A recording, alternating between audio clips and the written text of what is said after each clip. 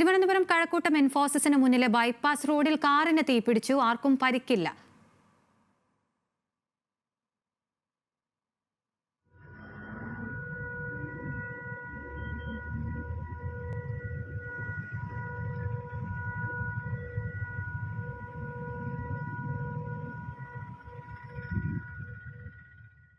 അഞ്ജു ജയപ്രകാശ് ഉണ്ട് വിവരങ്ങളുമായി. അഞ്ജു, തീ അണയ്ക്കാൻ കഴിഞ്ഞിട്ടുണ്ടോ? എപ്പോഴായിരുന്നു സംഭവം?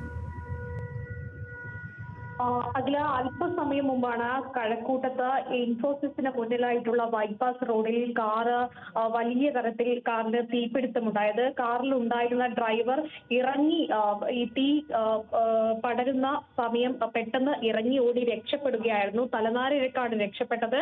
അതിനുശേഷം അയാൾ ഇറങ്ങി ഓടിയതിനു ശേഷം കാർ വലിയ രീതിയിൽ തീ പടരുന്നതാണ് കണ്ടത്. തീപിടിച്ച സമയത്ത്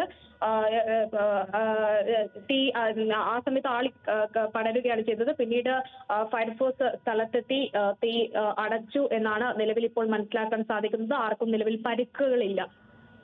അഞ്ജു, തിരുവനന്തപുരം കഴക്കൂട്ടം എൻഫോഴ്സിന് മുന്നിലെ ബൈപ്പാസ് റോഡിൽ കാറിന് തീ പിടിച്ചു. തീ അണച്ചിരിക്കുന്നു. അഞ്ജു ജയപ്രകാശാണ് വിവരങ്ങൾ നൽകിയത്.